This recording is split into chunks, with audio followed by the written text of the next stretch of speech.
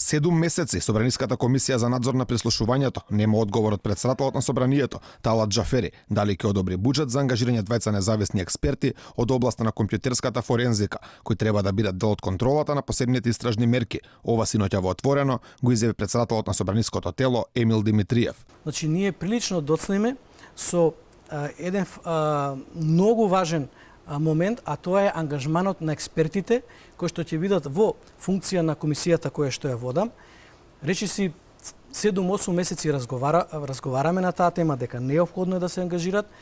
Пред 2 месеци испратив и официјално писмо до господинот Џафери дека неопходно е да се обезбеди буџет на комисијата, да се распише оглас за ангажирање на експерти.